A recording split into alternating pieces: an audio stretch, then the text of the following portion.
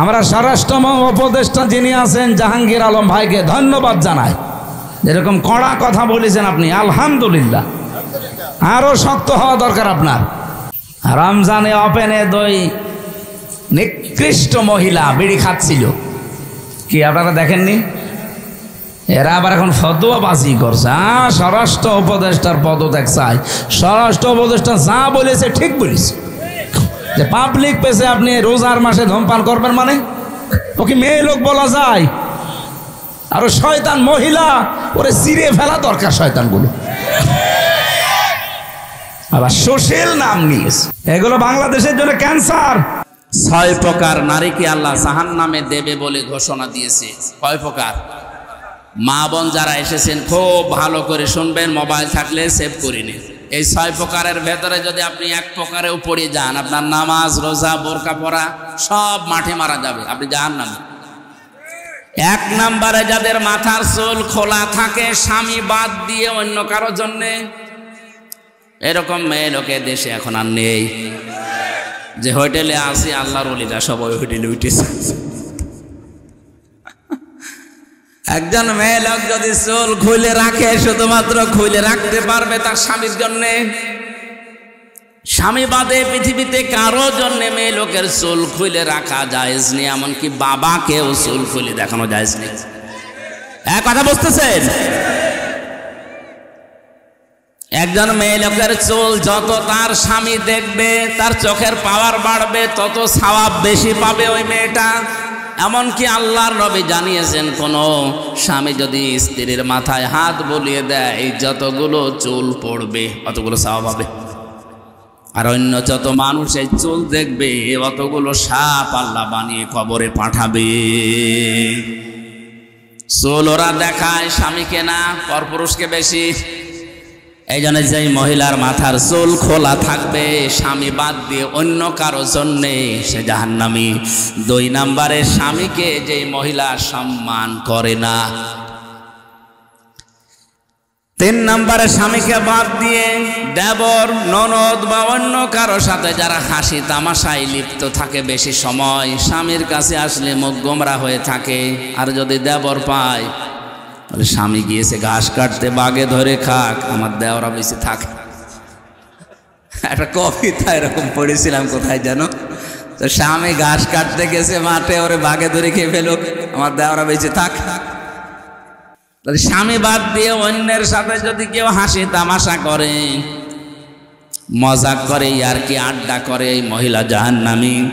4 নম্বরে যে মহিলা অপবিত্রতা থেকে পবিত্রতার খবর রাখে না, কবে যে পবিত্র হবে ওর খেয়ালই নেই, স্বামীর যে হক আছে ওর মনেও নেই।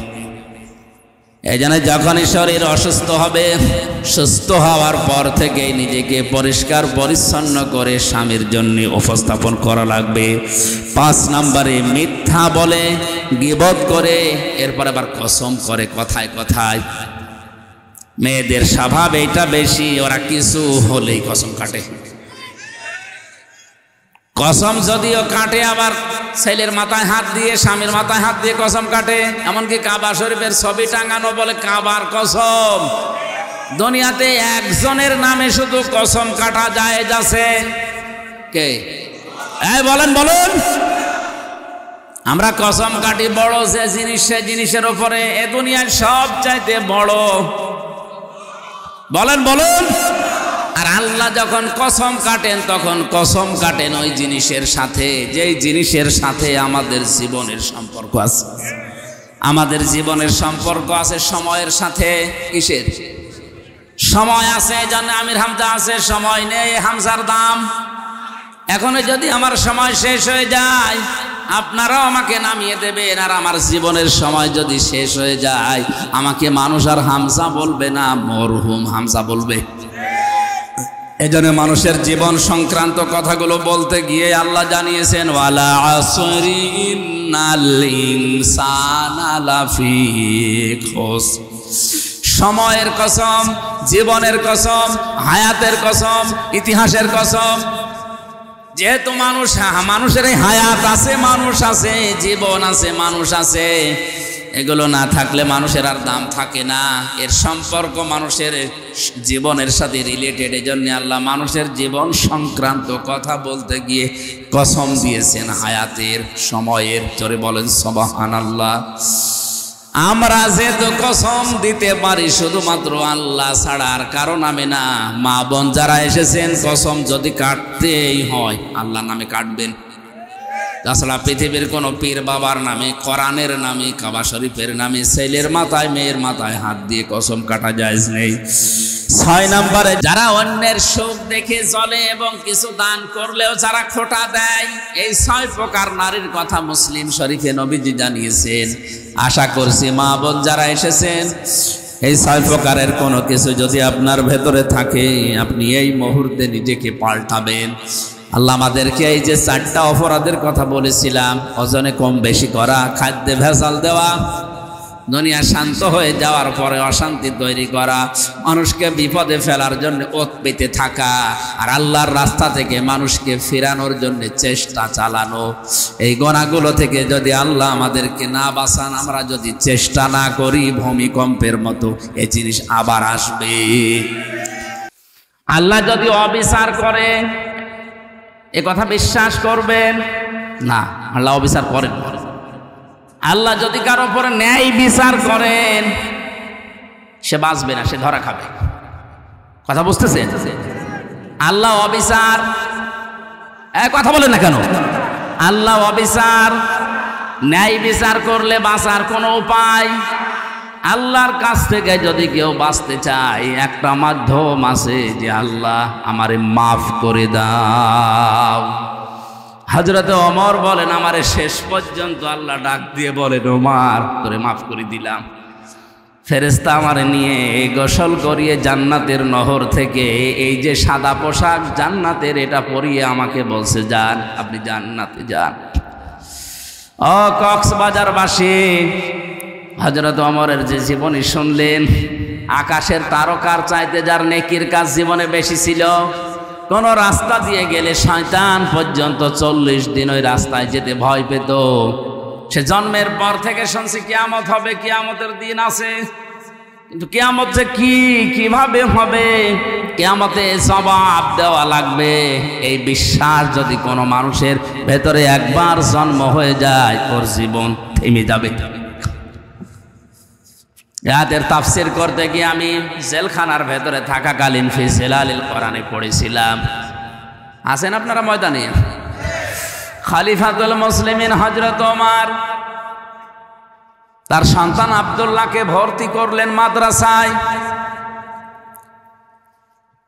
ওই সময় হযরতে আলী ছিলেন প্রধান বিচারপতি, তার সন্তান হোসাইন ওই একই মাদ্রাসায় ভর্তি হয়েছে।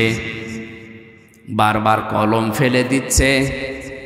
আব্দুল্লাহকে বলে, কলম তুলে দাও। তিনি 1 বার 2 বার 3 বার তুলে দিলেন। প্রেসিডেন্টের ছেলে স্বাভাবিকভাবে রাগ হয়ে গেছে, ডাক দিয়ে বলে, হোসাইন ইচ্ছা করে কলম ফেলে দাও, আমারে তুলতে বলো, আমি কি তোমার চাকর খাদেম? হযরতে হোসাইনও রাগ করেই বলে ফেলেছে, আব্দুল্লাহ তুমি শুধু খাদেম না, খাদেমের বাচ্চা খাদেম। মেম্বারের ছেলেকে এরকম গালি দিলে তারও মেজাজ খারাপ হয়, আর তিনি দেশের প্রেসিডেন্টের ছেলে। এক দৌড়ে বাড়িতে গিয়ে বলে, আব্বা আমি আর মাদ্রাসায় যাব না। কেন? হোসাইন আমারে গালি দিয়েছে, আমি নাকি খাদেমের বাচ্চা খাদেম। হযরত ওমর বিচক্ষণ মানুষ ছিলেন, ডাক দিয়ে বলে, সন্তান আমি বিচার করব, কিন্তু এখন না, জমার দিন। জমার দিন তিনি খুতবা দিচ্ছিলেন, বক্তব্যের মাঝখানেই তিনি দাঁড়িয়ে বললেন, এখানে হযরত হোসাইন আছে? বলে, হ্যাঁ। এদিকে আসো। তুমি আমার ছেলেটাকে গালি দিয়েছো খাদেমের বাচ্চা, চাকরের বাচ্চা বলে? বলে, হ্যাঁ দিয়েছি। কেন দিলে? হযরতে হোসাইন বলে, ওমর হাতে মুখে হাত দিয়ে বলেন তো, আপনি কি আমার নানার খাদেম ছিলেন না? হযরত ওমরের কথা বন্ধ হয়ে গেছে, চোখ দিয়ে টপ টপ করে পানি পড়ছে। সাহাবীদের বললেন, নবীর সাহাবীরা বিচার হয়ে গেছে। ছোট মানুষ তো আব্দুল্লাহ বসে না, বলে বাবা তুমি তো এখনো বিচার আরম্ভই করনি, হোসাইনকে মারবে না। হযরত ওমর বলে বাবা যে বিচার করেছি এটা আমার অনেক কাজে লাগবে। হোসাইন তুমি যেটা বললে এটাকে লিখে দিতে পারবে? হ্যাঁ। খেজুর পাতা আর একটা পৃষ্ঠা, খেজুর পাতার একটা পাতা নিয়ে এসেছে খেজুর গাছের, ওখানে লিখে দিয়েছে ওমর আমার নানার খাদেম ছিল, এটা আমি দেখেছি, সই করে দিলাম ইসি হুসাইন ইবনে আলী। যান। হযরত ওমর কাগজটা হাতে নিয়ে মুখে জমা দিলেন, ছেলেকে ডাক দিয়ে বললেন বাবা মারা যাওয়ার পরে এই কাগজটা আমার কাফনের ভেতরে দিয়ে দিও। কিয়ামতের ময়দানে যদি আল্লাহ আমাকে প্রশ্ন করে আর জীবনের যদি কিছুই কবুল না হয়, অন্তত এই কাগজটা তুলে দেখাতে পারবো মাবুদ তোমার নবীর নাতি লিখে দিয়েছে আমি নবীর খাদেম ছিলাম।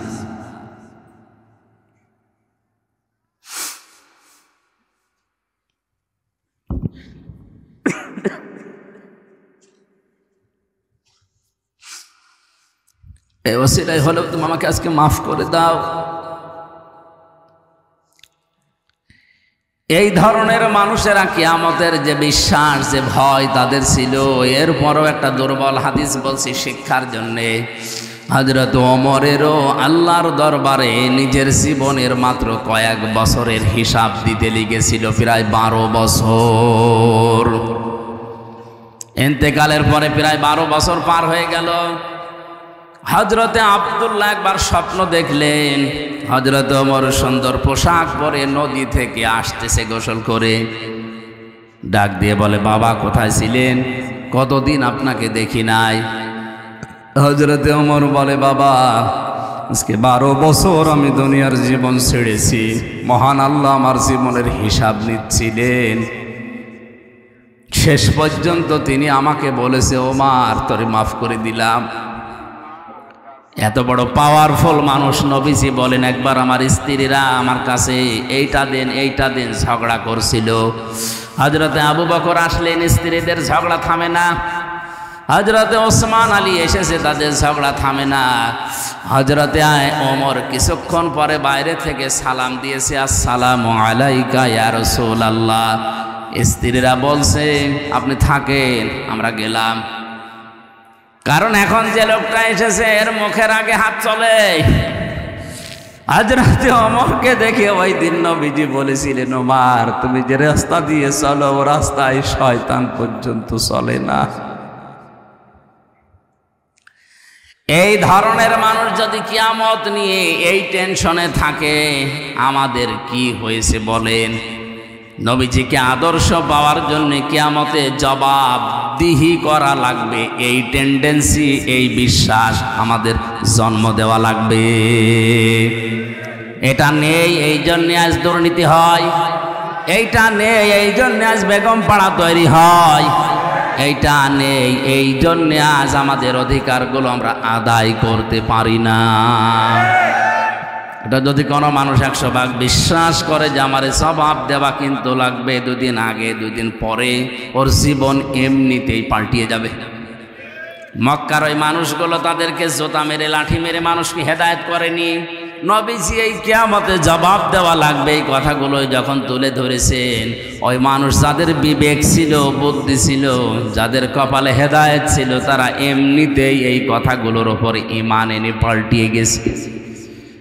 আমি রাসূলুল্লাহকে আদর্শ পাওয়ার জন্য 3 নম্বরে বলেছিলাম ওয়া যাকারাল্লাহা কাসীরা, যাদের জীবনে সব চাইতে বেশি জিকির থাকবে আলোচনা থাকবে আল্লাহর।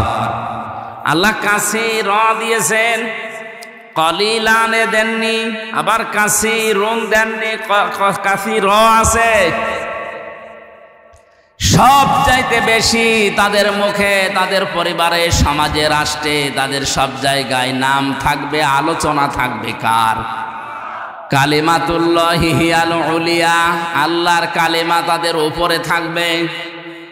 আমার মনে হয় সংসদ ভবন থেকে শুরু করে আমাদের এই ইউনিয়ন পরিষদের অফিস পর্যন্ত সব জায়গায় আল্লাহু আকবার বড় করে লিখে রাখা দরকার, যেন দেখলে আল্লাহর নাম মনে হয়। কিন্তু এগুলো না দিয়ে এমন এমন জিনিস আমরা টাঙিয়ে রাখি, আল্লাহর নাম তো দূরের কথা, কার নাম মনে হয় আল্লাহ জানে।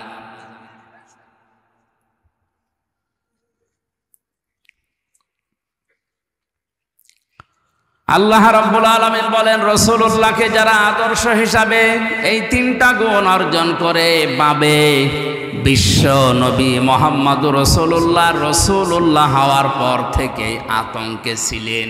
কিসে ছিলেন বলেন বলেন? 1 থেকে 40 বছর তার সমস্যা হয়নি।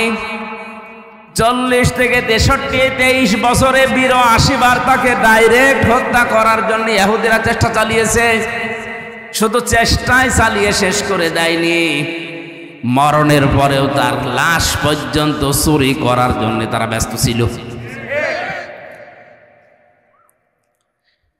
এজন্য ওই 23 বছর রাসূলুল্লাহকে যারা মেনে নিয়েছে তারাও বিপদে পড়েছে। কিন্তু 1 থেকে 40 যারা ওই সময় মেনেছিল, তার সাথে ছিল, তাদের কোনো বিপদ হয়নি। এমনকি পুরো আরব জাহানে তাদের একটা শত্রুও ছিল না। আর রাহিকুল মাখতুম, এই ঐতিহাসিক সিরাত গ্রন্থে আপনি দেখবেন 1 থেকে 40 বছর পর্যন্ত নবীজির পেছনে মানুষ ছিল না, তা না ছিল। কারণ হিলফুল ফজল যেদিন গঠন করেন তার সাথে ওই এলাকার যুবকেরা অনেকেই যোগ দিয়েছিল। সামাজিক উন্নয়নমূলক অনেক কাজ তিনি এই সংগঠনের মাধ্যমে এলাকায় করতেন। কিন্তু দুঃখজনক হলেও সত্য, একটা শত্রু তার ওই সময়ের ভেতরে তৈরি হয়নি। একই মানুষ 40 বছরে কোরআনে কারিমটা হাতে পাওয়ার পরে যতদিন এইটা তার কাছে ছিল ততদিন তার শত্রুর অভাব ছিল না। এই জন্যে আমরা যদি কেউ বলি আমি নবীওয়ালা কাজ করি না, আপনি মোহাম্মদ ইবনে আব্দুল্লাহর কাজ করেন, এই জন্য আপনার সমস্যা হয় না। কেউ যদি রাসূলুল্লাহর কাজ আরম্ভ করে, রাসূলুল্লাহর যেভাবে আরম্ভ হয়েছিল 3 বছর তিনিও জেলে ছিলেন, আপনারও থাকা লাগতে পারে।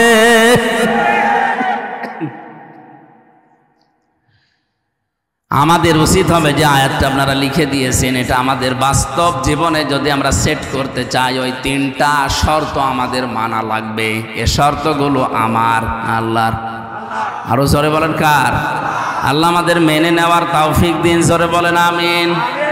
আমার আলোচনার বিষয় বলেছিলেন কোন পাপে কোন গজব। জবান খুলে কোরআনের এই সোনালী আয়াত সূরা রুম 41 নম্বর আয়াতটা পড়েছি, পড়েন। আউযু বিল্লাহি মিনাশ শাইতানির রাজিম। বিসমিল্লাহির রহমানির রহিম।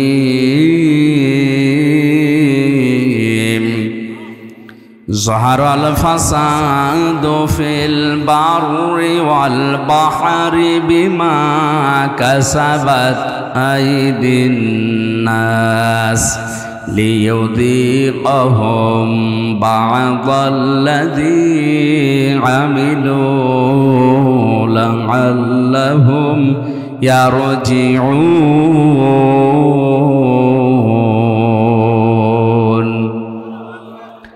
আল্লাহ রাব্বুল আলামিন বলেন, জলস্থলে যে বিপর্যয়, যে অশান্তিগুলো, যে গজবগুলো দেখতে পাও, এগুলো আমি একটাও দিতে চাই না। এগুলো সব তোমাদের হাতের পাপ, কামাই করা ফসল। আমি কেন এগুলো দেই মাঝে মাঝে জানো? অতিবৃষ্টি, অনাবৃষ্টি, মাঝে মাঝে এ জমিনকে ঝাঁকুনি দেয়, আমরা যেটা ভূমিকম্প বলে শুনি। এগুলো কেন করি? লিইউযীকাহুম বা'দাল্লাযী আমিলু। তোমরা যে আমল করেছো, কাজ করেছো, আমল আবার 2 প্রকার। আমল কয় প্রকার? একটা বদ আমল, একটা নেক আমল। এই বদ আমল যারা দুনিয়ায় করে তাদেরকে আমি আল্লাহ একটু থামাতে চাই। এই আযাবগুলো দিয়ে তাদেরকে আমি আল্লাহ একটু বাধা দিতে চাই, দেখি তারা ফিরে আসে কিনা। লা'আল্লাহুম ইয়ারজিউন। আমি চাই যে তারা ফিরে আসুক। কপাল পড়া মানুষ আমরা, মাঝে মাঝে এগুলো আমাদের সামনে আসতেছে। এগুলো দেখার পরও আমরা ফিরে আসা দূরের কথা, আমাদের বিদ্যা আরো বাড়ে। সরার ভেতরে আল্লাহ জানিয়েছেন, এটা 29-30 নম্বর আয়াতে আছে, ওমা সাবাকুম মিন মুসিবাতিন ফাবিমা কাসাবাত আইদিকুম ওয়া ইয়াফু আন কাসীর। তোমরা যত অন্যায় করো, পাপ করো, সব পাপের শাস্তি যদি আমি আল্লাহ দেই, শ্বাস ফেলার সময় তোমরা পেতে না। আমি আল্লাহ অধিকাংশগুলোই মাফ করে দেই, কিছু পাপের শাস্তি দুনিয়ায় পাঠাই যেন তোমরা আমি আল্লাহর দিকে ফিরে আসতে পারো। বাংলার মুসলমানেরা আজকে আমি কয়েকটা পয়েন্টের উপরে সাজিয়েছি। আমি দেখতে চাই এই পাপগুলো যদি বাংলাদেশে হয়, ওগুলোর জন্য আপনি যতই দোয়া দরুদ পড়েন, তাবিজ কবজ গলায় দেন, থামাতে পারবেন না। আল্লাহর শাস্তি ওটা ছেড়ে দেওয়া। কোরআনে কারিমে সূরা আনকাবুত আয়াত নাম্বার 40-41, ফাকুল্লান আখাযনা বিযামবিহি ফামিনহুম মান আরসালনা আলাইহি হাসিবা ওয়া মিনহুম মান আখাযাতুহুস সাইহাতু ওয়া মিনহুম মান খাসাফনা বিহিল আরদা ওয়া মিনহুম মান আগরাকনা ওমা কানাল্লাহু লিয়াযলিমাহুম ওয়ালাকিন কানু আনফুসাহুম ইয়াযলিমুন। সুবহানাল্লাহ আলহামদুলিল্লাহ লা ইলাহা ইল্লাল্লাহ। সুবহানাল্লাহ আলহামদুলিল্লাহ।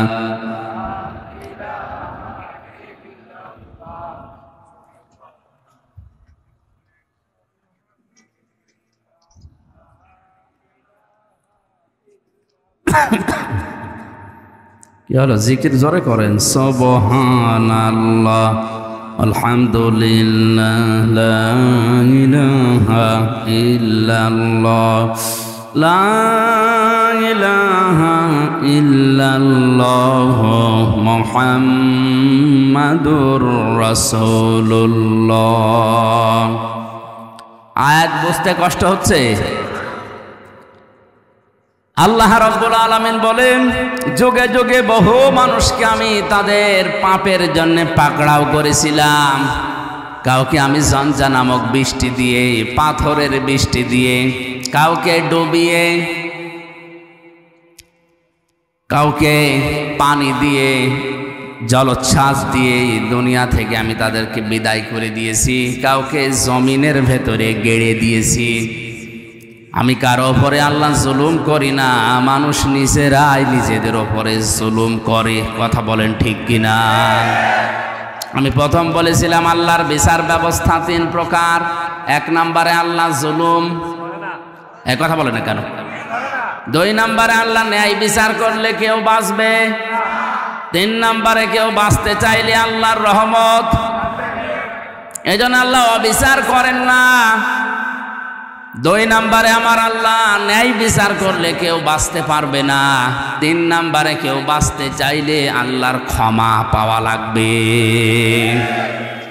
যে সমস্ত পাপের জন্য আল্লাহ তাদেরকে ধরেছিলেন, দেখি ওই পাপগুলো এখন বাংলাদেশে আছে কিনা।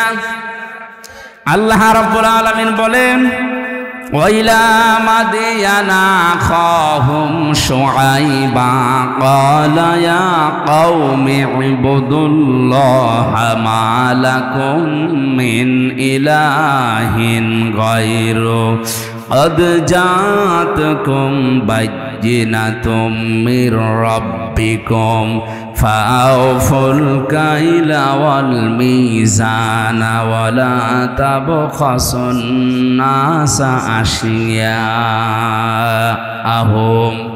ওয়ালা তুফসিদু ফিল আরদি বা'দা ইসলাহিহা যালিকুম খায়রুল লাকুম ইন কুনতুম মুমিনিন।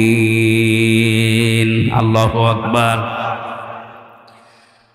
আমি শুআয়বকে পাঠিয়েছিলাম মাদিয়ান শহরে তার ভাইদের কাছে। এ কোরআনে অনেকগুলো নবীর দাওয়াতি সিস্টেম দেওয়া আছে, তারা দাওয়াত দিত এই কায়দায়, এই পদ্ধতিতে। এখানে শুআয়ব আলাইহিস সালামের নাম দিয়ে আল্লাহ কিছু শিক্ষা দিতে চেয়েছেন। একটু ভালো করে শুনেন। হযরতে শুআয়ব আলাইহিস সালামকে মাদায়েন শহরে তার ভাইদের কাছে আল্লাহ পাঠিয়ে বললেন, তুমি দাওয়াত দাও, হে আমার জাতির লোকেরা, আল্লাহ বাদে কোনো মাবুদ নেই, ইলাহ নেই, ইবাদত পাওয়ার যোগ্যতা কারো নেই। আমরা যারা সত্যি নবীদের উত্তরসূরি দাবি করছি, আল্লাহর কসম আমরাও কিন্তু এই কথাই আপনার কাছে বলছি। আল্লাহ ছাড়া ইবাদত পাওয়ার যোগ্যতা কারো। এই জন্য সহজভাবে বলি লা ইলাহা ইল্লাল্লাহ, আল্লাহ বাদে ইবাদত পাওয়ার যোগ্যতা, উপাস্য হওয়ার যোগ্যতা দুনিয়ায় আর কারণে। এ কথা বললেই হিন্দুরা রাগ করে, কারণ ওদের দেবতা একটা দুইটা না, কয়টা? 33 কোটি। ওদের দেবতা 33 কোটি, এই জন্য ওদের রাগ হবে। আল্লাহ ছাড়া ইবাদত পাওয়ার, উপাসনা পাওয়ার যোগ্যতা আর কারণে এ কথা বললে ইহুদির মন আপনি পাবেন না, খ্রিস্টানের মন আপনি পাবেন না। ওয়ালান তারদা আনকাল ইয়াহুদু ওয়ালান নাসারা হাত্তা তাত্তাবিআ মিল্লাতাহুম কুল ইন্না হুদাল্লাহি হুয়াল হুদা। হে নবী, কখনো ওরা আপনার পদে ইহুদি খ্রিস্টানরা রাজি হবে না যতক্ষণ আপনি তাদের যে ধর্ম অনুসরণ না করবেন। ওদের ধর্মে খোদা কয়জন? 33 কোটি। কারো 3 জন, কারো 2 জন। বিভিন্ন জিনিসকে তারা খোদা হিসাবে মেনে নিয়েছে, উপাস্য হিসাবে ইবাদত পাওয়ার যোগ্যতা তারা ভাগ ভাগ করে দিয়েছে। একমাত্র জাতি মুসলিম। 175 কোটি মানুষের ভেতরে হয়তো ভুল ত্রুটি থাকতে পারে, কিন্তু লা ইলাহা ইল্লাল্লাহর ব্যাপারে কোনো পার্থক্য আমাদের নেই। আমরা মনে প্রাণে বিশ্বাস করি, এ কথা কাজে লাগাতে চাই। আল্লাহ ছাড়া ইবাদত পাওয়ার যোগ্যতা কারো, উপাসনা পাওয়ার যোগ্যতা কারো। কারণ নবীদের দাওয়াত এইটাই ছিল, ইয়া কওমি ইবুদুল্লাহ মা লাকুম মিন ইলাহিন গায়রু, আল্লাহর ইবাদত করো কারণ তিনি ছাড়া কোনো ইলাহ নেই। এরপরেই হযরতে শুআয়ব আলাইহিস সালাম তার জাতির লোকের কাছে যেই মেসেজটা দিয়েছেন, নবীদের দাওয়াতি পদ্ধতি আপনাকে আমি বলছি।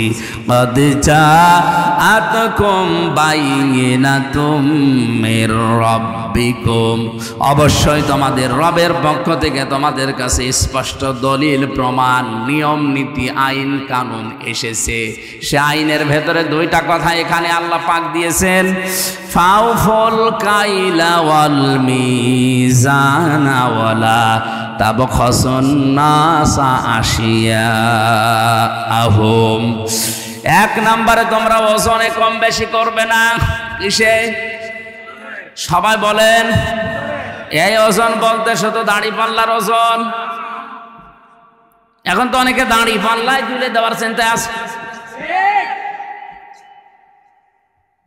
হাইকোর্টের সামনে বিশাল একটা দাড়ি পাল্লা টাঙানো আছে, 2 দিকের মাপই সমান।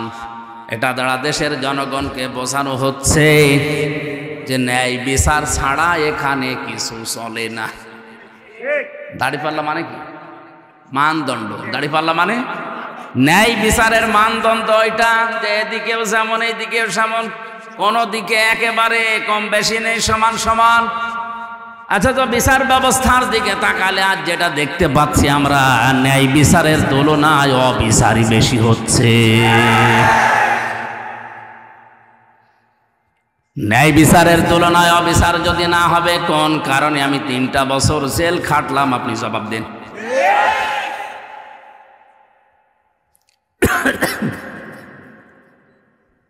হযরতে শুআয়ব ডাক দিয়ে বলেছিলেন, আমার জাতির লোকেরা তোমরা এই পাপটা ছেড়ে দাও, ওজনে কম বেশি করবা না।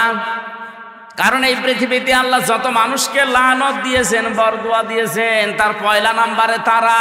ওয়াইলুল লিল মুতাফফিফিনা আল্লাযীনা ইযা তালু আলান নাসি ইস্তাওফুন ওয়া ইযা কালুহুম আও ওয়াজানুহুম ইখসিরুন। ধ্বংস হয়ে যাক, বরবাদ হয়ে যাক, আমি আল্লাহর লানত ওই মানুষগুলোর উপরে যারা ওজনে কম বেশি করে। কিসে বলেন বলেন? এই ওজন বলতে যারা দোকানদার তারা না, এই যে এইটাও এই যে মঞ্চটা, এই যে মেম্বারটা, এটা হক কথা বলার জায়গা। এখানে বসে যারা সঠিক কথাগুলো বলতে চায় না, তারাও কম বেশি করছে। প্রাইমারি স্কুল থেকে বিশ্ববিদ্যালয় পর্যন্ত যারা শিক্ষকতা করছেন, এটা যেহেতু রেকর্ড হচ্ছে, কালকেই তামাম দুনিয়ায় ছড়াবে। আমার বিশ্ববিদ্যালয়ের স্যাররা অনেকে মন খারাপ করে, আমি জানি। আল্লাহর কসম, শিক্ষক যারা আমার মাথার তাজ, আপনাদেরকে আমি ভালোবাসি। আমি কোরআন আপনাদের কাছেই পড়েছি, যতটুকু আমি বুঝেছি। আপনারা ওইভাবে বোঝেন না কেন? প্রাইমারি থেকে বিশ্ববিদ্যালয় স্যার পর্যন্ত যে যতটুকু পেয়েছে, ওজনে কম বেশি করা মানে নেওয়ার সময় বেশি নেয়, দেওয়ার সময়। এদের প্রতি লানত কার? এই কথা বলা লাগবে, লানত কার? বিশ্ববিদ্যালয়ে স্যার হওয়ার জন্য কত জ্ঞান লাগে, এটা আমি নিজে অনার্স মাস্টার্স করতে গিয়ে দেখেছি। একজন ডক্টর 45 থেকে 50 মিনিটের একটা ক্লাস নেয়, কমপক্ষে 40-50টা বইয়ের রেফারেন্স তার দেওয়া লাগে। কারণ সামনে যারা বসে আছে ওরা গরু ছাগল না, সব মেধাবী। বিশ্ববিদ্যালয়ে গরু ছাগল চান্স পায়? বাংলাদেশের মেধা যাদের বেশি তারাই ওখানে যায়, আর তাদের সামনে বসে 40-45 মিনিট আপনি বক্তব্য দেবেন। সলিমদ্দি কলিমদ্দির মতো না, কোনো কনসার্ট না, এক টান দিয়ে দিলাম, একটা দুলিয়ে দিলাম, হয়ে গেল না। অন্তত বিশ্ববিদ্যালয়ে যারা ক্লাসের মতো ক্লাস নেয়, তাদের 40-50টা বইয়ের রেফারেন্স দেওয়া লাগে। কারণ আমরা জানি ভার্সিটিতে কোনো বই ওইভাবে নেই। স্যারদের লেকচারগুলো থেকে লাইব্রেরিতে হাজার হাজার বই আছে, ওখান থেকে বাছাই করে প্রশ্নের উত্তর তৈরি করা লাগে। এই যে স্যাররা এই পর্যায়ে যেতে তাদের কত মেহনত করা লেগেছে, তারাও তাদের শিক্ষকের কাছ থেকে কত কিছু পেয়েছে। নেওয়ার সময় তারা তো ঠিক মতোই নিয়েছে, কিন্তু দেওয়ার সময় অধিকাংশ স্যাররা আমাদেরকে ওইভাবে দিতে চায় না। আজ প্রাইমারি থেকে আপনি তাকান, মাদ্রাসা বলেন, স্কুল বলেন, কলেজ বলেন, ভার্সিটি বলেন, সব জায়গায় ক্লাসে 45 মিনিটে যেটা দেওয়ার কথা ওইটা ঠিক মতো দেয় না, বলে প্রাইভেট করা, কোচিং করা লাগবে। এই যে আপনি নেওয়ার সময় ঠিক মতো নিয়েছিলেন, দেওয়ার সময় ঠিক মতো দিলেন না, এইটাই ওয়াইলুল লিল মুতাফফিফিন। আপনি তো নেওয়ার সময় ঠিক মতোই নিয়েছিলেন, যদি ওইভাবে দিতেন আমার আর প্রাইভেট পড়া লাগতো না, কোচিং করা লাগতো না। বেশি বলে ফেললাম। এইটাই চলছে অধিকাংশ ভার্সিটির স্যাররা। এই রাজশাহী বলেন, কুষ্টিয়া বলেন, বরিশাল বলেন, চট্টগ্রাম বলেন, এই সমস্ত জায়গা থেকে ঢাকায় যে প্রাইভেট ভার্সিটিতে ক্লাস নেয়। তো সরকার আপনারা যেখানে রেখেছে, এই জায়গায় আপনি যতগুলো টুকু পেয়েছিলেন ওইটা ডেলিভারি দিতে পারেন না। হযরতে শুআয়ব নবী এই কথা তার জাতির কাছে বললেন যে তোমরা ওজনে কম বেশি করবা না। আলা তাবখাসুন নাসা আশিয়া, এক একটা শব্দের ভেতরে লক্ষ লক্ষ কথা এরকম পয়েন্ট আকারে আছে, যত টানবেন তত বের হবে। আমার শরীরের দিকে, গলার দিকে, আরে ঘড়ির দিকে তাকে আমি খুব তাড়াতাড়ি করছি। ওয়ালা তাবখাসুন নাসা আশিয়াহুম ওয়ালা তুফসিদু ফিল আরদি বা'দা ইসলাহিহা, দ্বিতীয় নম্বরে দুনিয়াতে শান্ত হয়ে যাওয়ার পরে অশান্তি করার জন্য পায়তারা করবা না, যেটা সবচাইতে বেশি চলছে এই বাংলাদেশে। জালিকুম খায়রুল লাকুম, এইটাই ভালো কাজ। ইন কুনতুম মুমিনিন, যদি মুমিন বলে দাবি করে থাকো, ওজনে কম বেশি করা আজকে থেকেই বন্ধ করা লাগবে। এই ওজনে কম বেশি মানে খাদ্যে ভেজাল দেওয়া আছে, এই কথা বলেন না কেন? আজ হাজারো মানুষ নিজের সন্তান, নিজের বউ, নিজের মা যেগুলো খাবে ওগুলোতে ফরমালিন দেয় না, বিষও দেয় না, ঔষধও দেয় না, ওগুলো দেয় শুধু তাদের যেগুলো অন্যরা খাবে।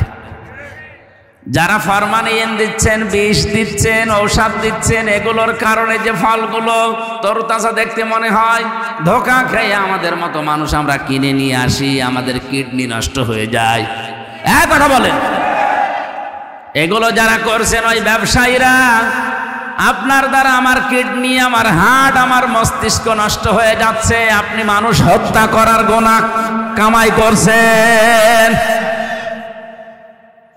আপনার ওপরে আল্লাহর লানত, আল্লাহর বরদোয়া। ও বাংলার মুসলমানেরা, আল্লাহ যদি কাউকে বরদোয়া দেয়, বলেন ওরে কি আর বাঁচাবে? না, এই মুহূর্ত থেকে ওজনে কম বেশি করা, খাদ্যে ভেজাল দেওয়া বন্ধ করা লাগবে। দুনিয়া বেশ শান্ত হয়ে যাওয়ার পরে অশান্তি তৈরি করার জন্য পায়তারা করবেন না। যদি মুমিন বলে দাবি করেন, এরপরে আরো দুইটা কথা তিনি বলেছিলেন, নাকি শেষ করে দেব? ওয়ালা তাকউদু বিকুল্লি সিরাতিন তুইদুনা ওয়া তাসুদ্দুনা আন সাবিলিল্লাহ মান আমানা বিহি ওয়া তাবগুনাহা ইওয়াজা واذكروا إذ كنتم قليلا فكثركم وانظروا كيف كان عاقبة المفسدين। আরেকটু খেয়াল করেন, আল্লাহ তাআলা বলেন তাদের আরেকটা অপরাধ ছিল, ওয়ালা তাকউদু সিরাত তাকউদু বিকুল্লি সিরাতিন তুইদুনা। ওরা মানুষকে ধরার জন্য বিভিন্ন রাস্তায় বসে থাকতো ওত পেতে। আজ বাংলাদেশে এই গণাটাই 15 বছরে সবচাইতে বেশি বেড়েছে। ওত পেতে থাকে, কখন কারে ধরিয়ে দেওয়া যায়। এ জেলায় মনে হয় এখনো শুরু হয়নি,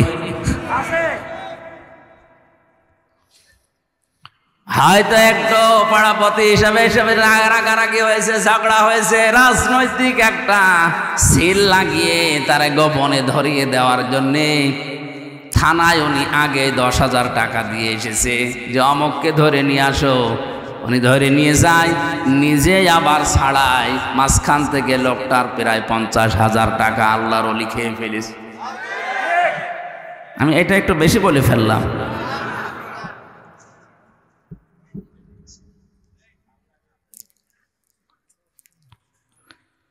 অতাসদ্দুনা আন সাবিলিল্লাহি, 2 নম্বরে তারা গোনা করত। 3-4 নম্বর এটা, 4 নম্বরে তাদের অপরাধ ছিল এইটা, ওরা আল্লাহর রাস্তা থেকে মানুষকে সরিয়ে দেওয়ার জন্য বিভিন্ন কায়দা কৌশল কাজ কারবার করত।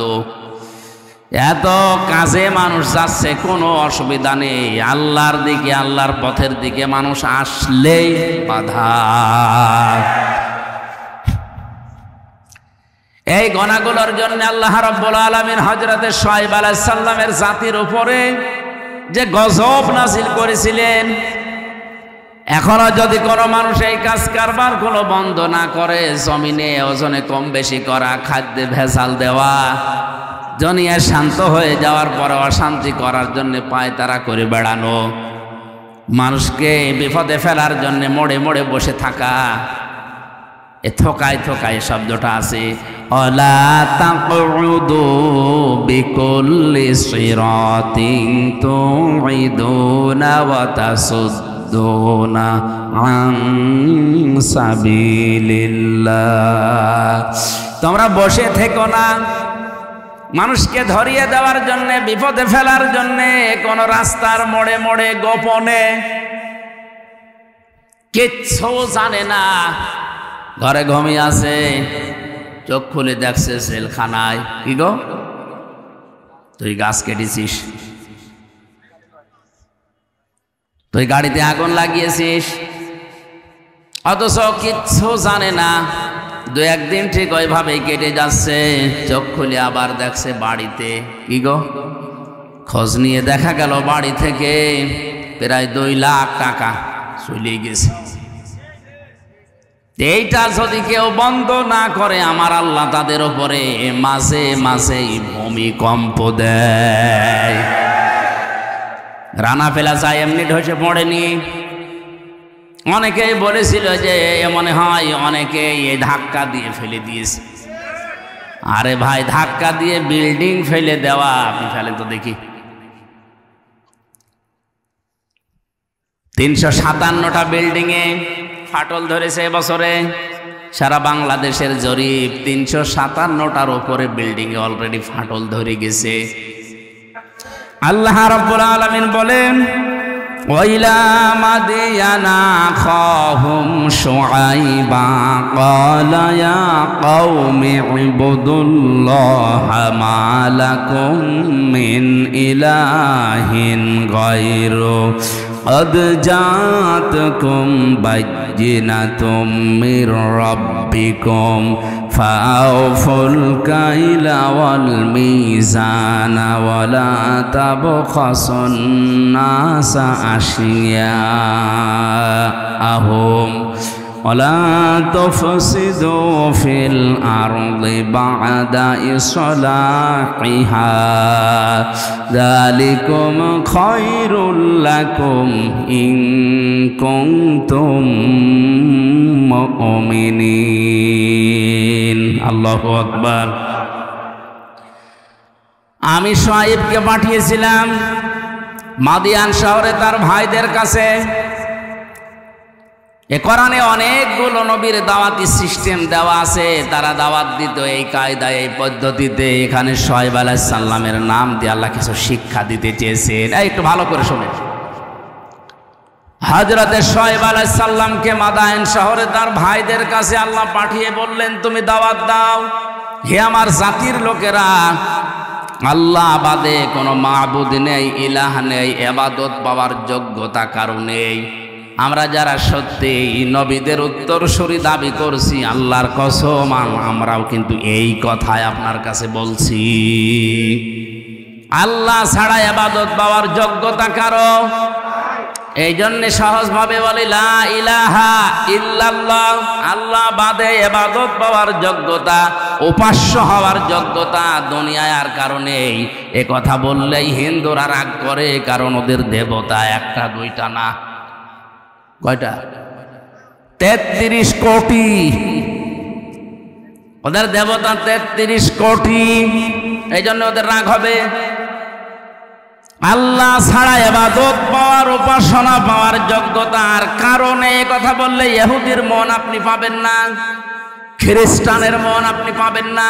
ওয়ালান তারদা আনকাল ইয়াহুদ ওয়ালান নাসারা হাত্তা তাত্তাবিআ মিল্লাতাহুম কুল ইন্না হুদাল্লাহি হুয়াল হুদা। হে নবী, কখনো ওরা আপনার পদে ইহুদি খ্রিস্টানরা রাজি হবে না যতক্ষণ আপনি তাদের যে ধর্ম অনুসরণ না করবেন। ওদের ধর্মে খোদা কয়জন? 33 কোটি। কারো 3 জন, কারো 2 জন। বিভিন্ন জিনিসকে তারা খোদা হিসাবে মেনে নিয়েছে, উপাস্য হিসাবে ইবাদত পাওয়ার যোগ্যতা তারা ভাগ ভাগ করে দিয়েছে। একমাত্র জাতি মুসলিম। 175 কোটি মানুষের ভেতরে হয়তো ভুল ত্রুটি থাকতে পারে, কিন্তু লা ইলাহা ইল্লাল্লাহর ব্যাপারে কোনো পার্থক্য আমাদের নেই। আমরা মনে প্রাণে বিশ্বাস করি, এ কথা কাজে লাগাতে চাই। আল্লাহ ছাড়া ইবাদত পাওয়ার যোগ্যতা কারো, উপাসনা পাওয়ার যোগ্যতা কারো।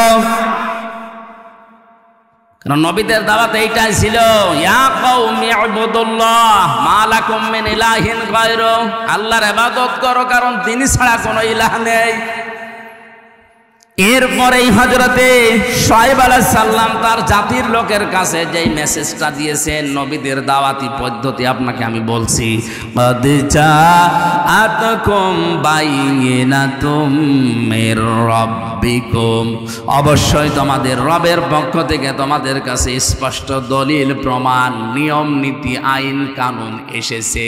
সে আইনের ভেতরে দুইটা কথা এখানে আল্লাহ পাক দিয়েছেন, ফাউফুল কাইলা ওয়াল মিজানা ওয়ালা তাবখাসুন নাসা আশিয়াআহুম।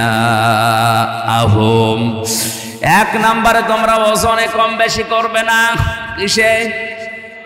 সবাই বলেন। এই ওজন বলতে শুধু দাড়ি পাল্লার ওজন। এখন তো অনেকে দাড়ি পাল্লায় ঝুলে দেওয়ার চিন্তা আছে।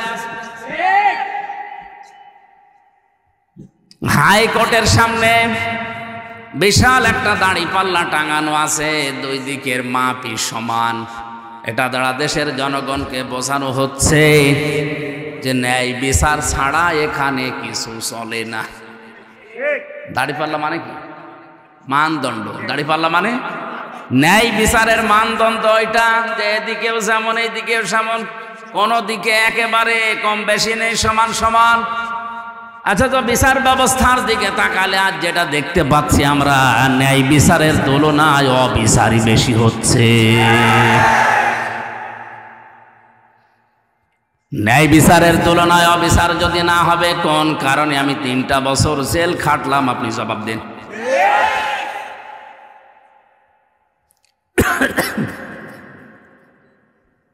হযরতে শুআয়ব ডাক দিয়ে বলেছিলেন, আমার জাতির লোকেরা তোমরা এই পাপটা ছেড়ে দাও, ওজনে কম বেশি করবা না।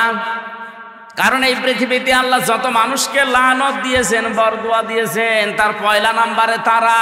ওয়াইলুল লিল মুতাফফিফিনা আল্লাযীনা ইযা তালু আলান নাসি ইস্তাওফুন وَإِذَا كَالُوهُمْ أَوْ وَزَنُوهُمْ يُخْسِرُونَ।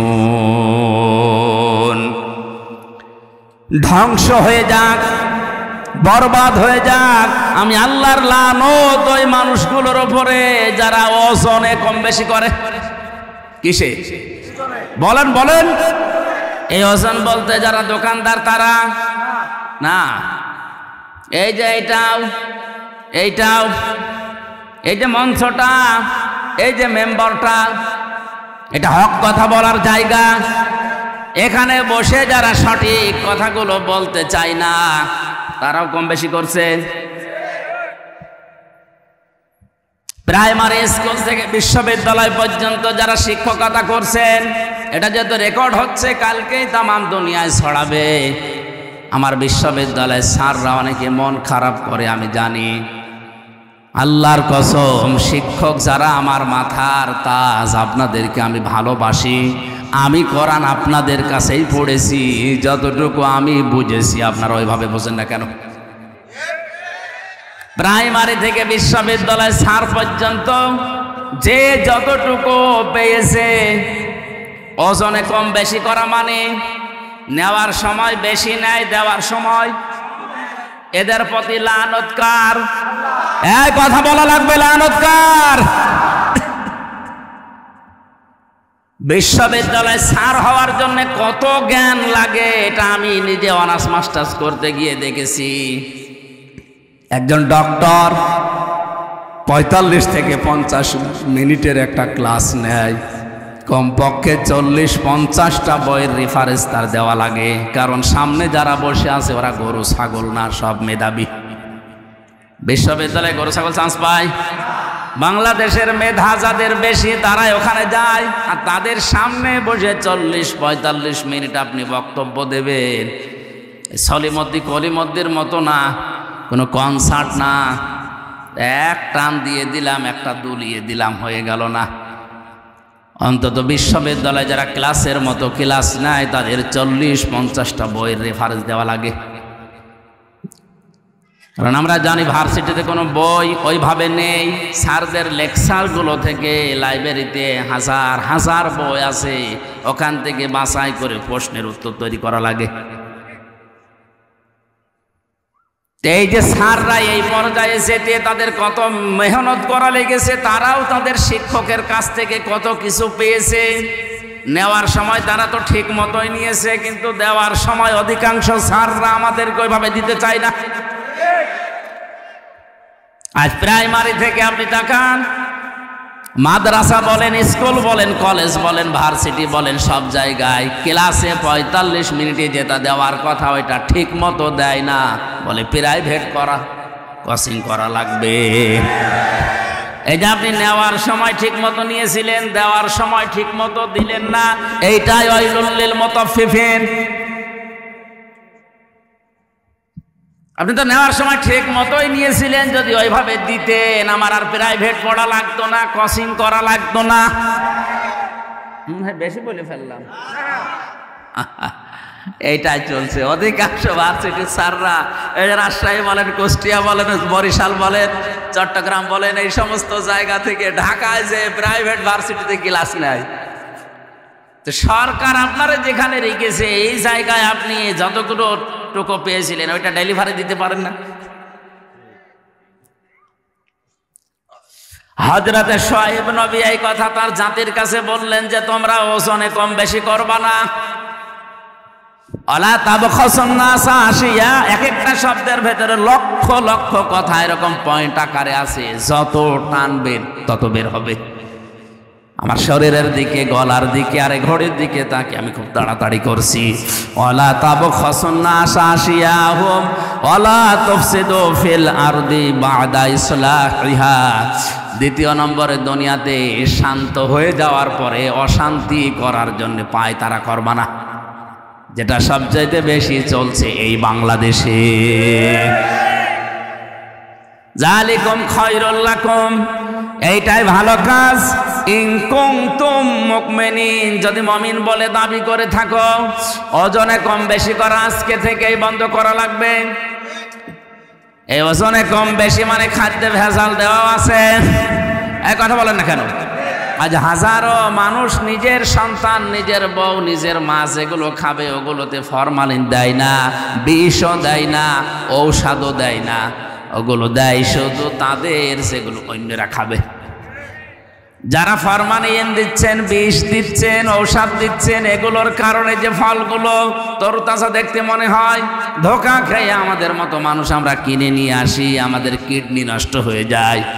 এক কথা বলেন, এগুলো যারা করছেন ওই ব্যবসায়ীরা, আপনার দ্বারা আমার কিডনি, আমার হার্ট, আমার মস্তিষ্ক নষ্ট হয়ে যাচ্ছে, আপনি মানুষ হত্যা করার গুনাহ কামাই করছেন।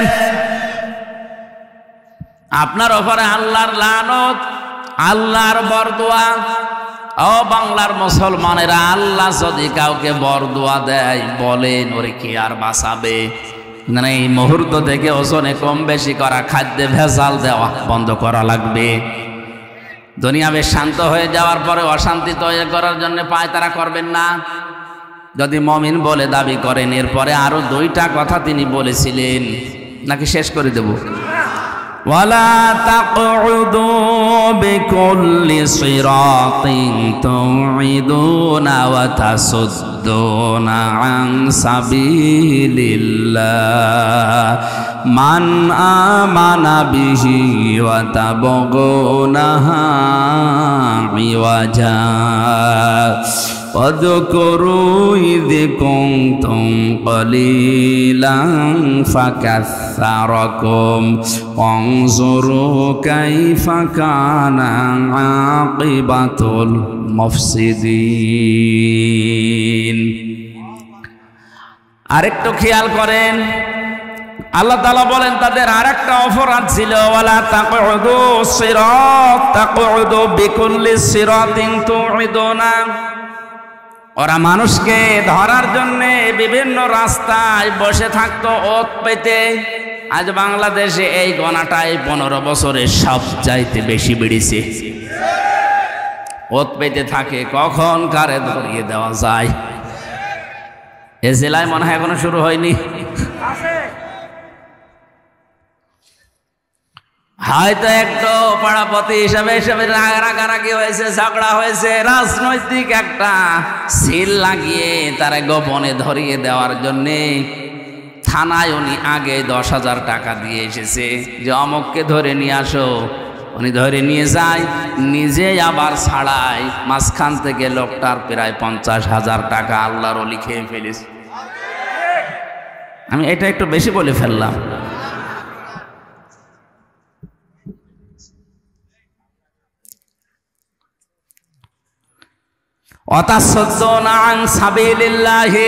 দুই নম্বরে তারা গোনা করতো, 4 নম্বরে তাদের অপরাধ ছিল এইটা, ওরা আল্লাহর রাস্তা থেকে মানুষকে সরিয়ে দেওয়ার জন্য বিভিন্ন কায়দা কৌশল কাজ কারবার করত।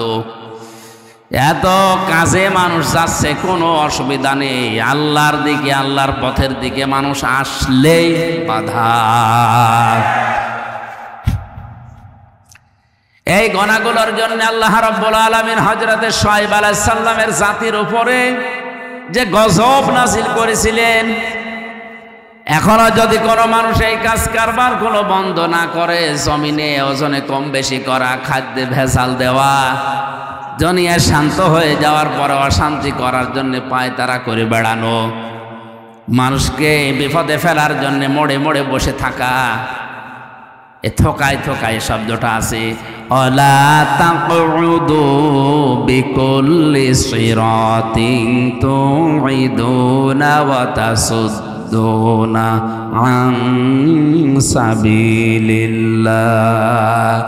তোমরা বসে থেকো না মানুষকে ধরিয়ে দেওয়ার জন্য, বিপদে ফেলার জন্য কোন রাস্তার মোড়ে মোড়ে গোপনে, কিচ্ছু জানে না, ঘরে ঘুমিয়ে আছে, চোখ খুলে দেখছে জেলখানায়। কি গো, তুই গাছ কেটেছিস,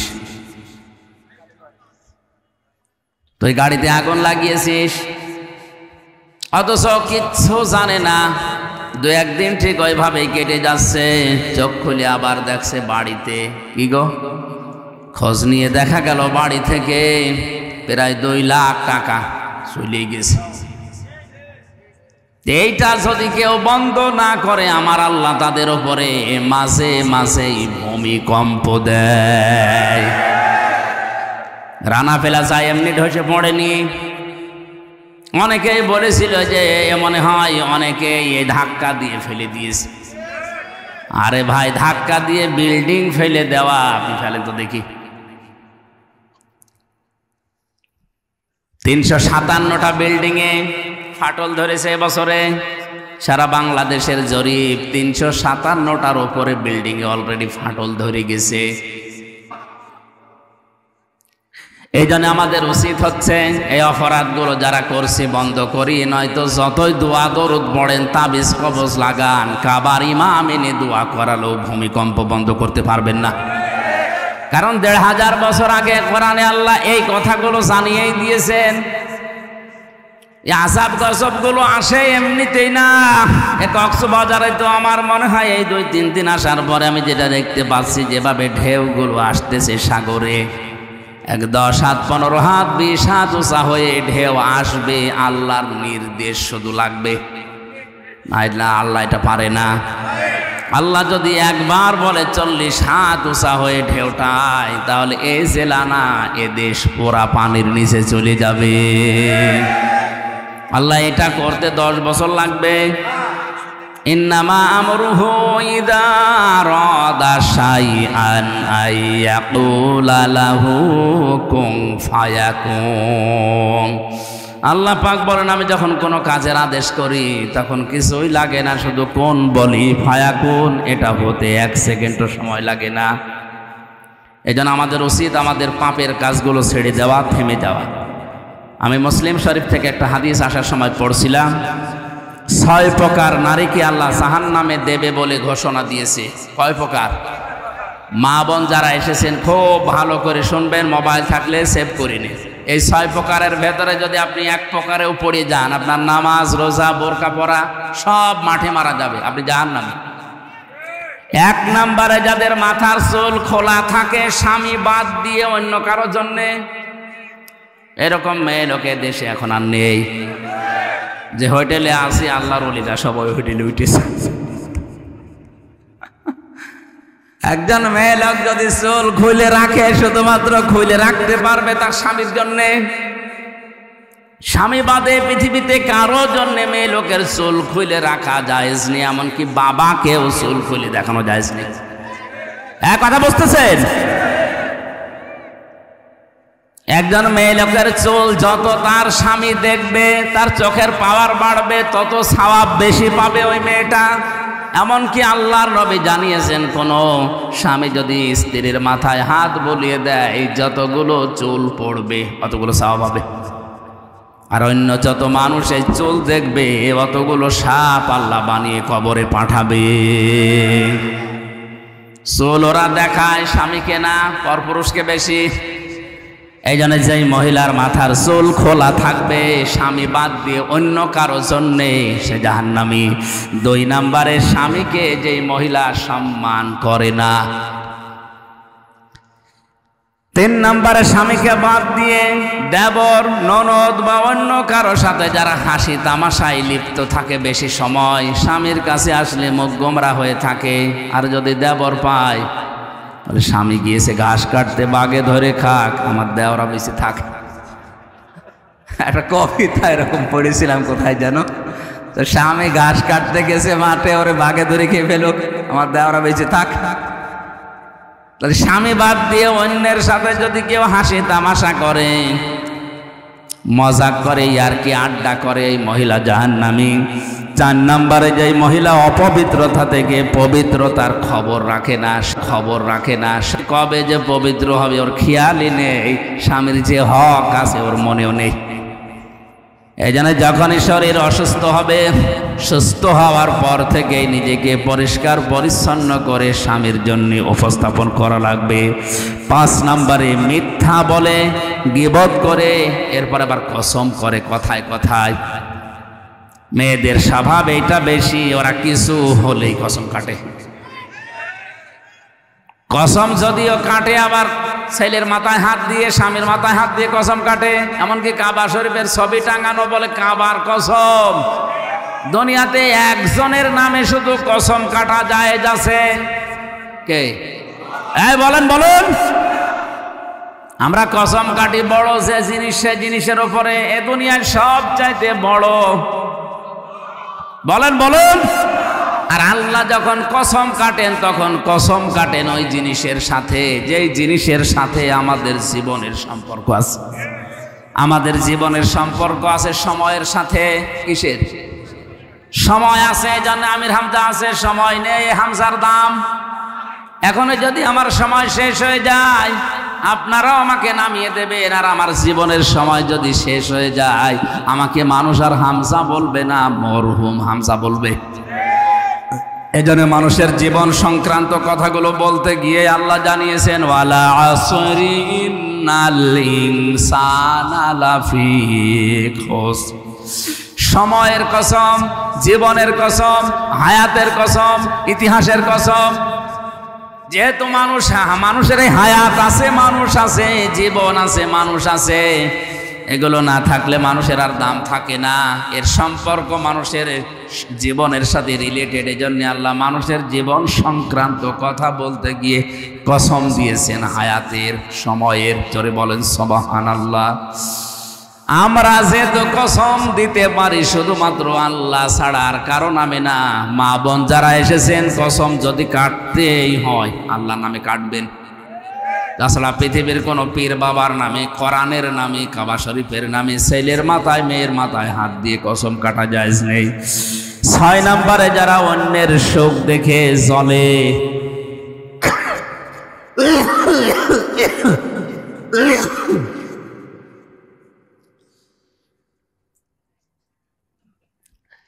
যারা অন্যের শোক দেখে জ্বলে এবং কিছু দান করলেও যারা খোটা দেয়, এই 6 প্রকার নারীর কথা মুসলিম শরীফে নবীজি জানিয়েছেন।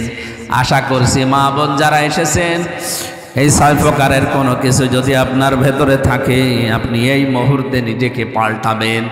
আল্লাহ আমাদেরকে এই যে 4টা অপরাধের কথা বলেছিলাম, ওজনে কম বেশি করা, খাদ্যে ভেজাল দেওয়া, দুনিয়া শান্ত হয়ে যাওয়ার পরে অশান্তি তৈরি করা, মানুষকে বিপদে ফেলার জন্য ওত পেতে থাকা, আর আল্লাহর রাস্তা থেকে মানুষকে ফেরানোর জন্য চেষ্টা চালানো।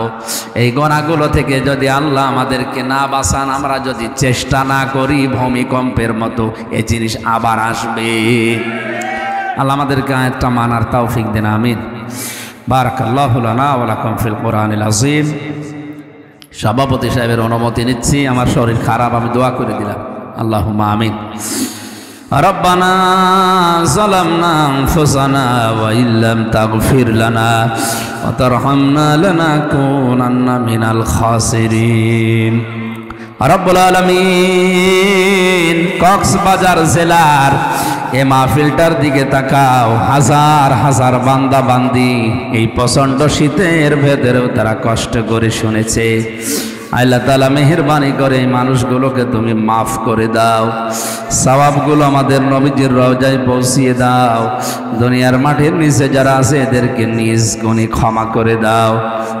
মাহফিলের সভাপতি সহ প্রধান অতিথি সহ যারাই আমরা এসেছি, আমাদের জীবনে এই গুনাহগুলো যদি থাকে তুমি দূর করে দাও।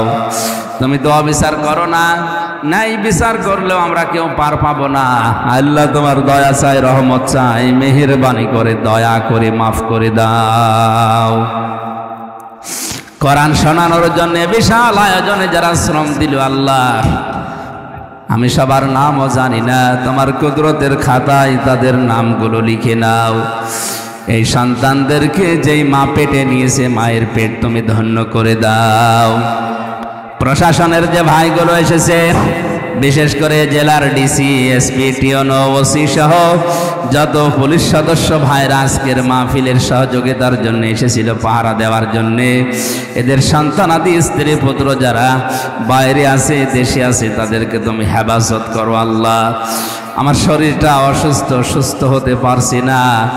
দীর্ঘ 3টা বছর আমি বন্দি জীবনে ছিলাম, তুমি মুক্ত করেছো, মুক্ত আকাশে মুক্ত বাতাসে ফিরিয়েছো।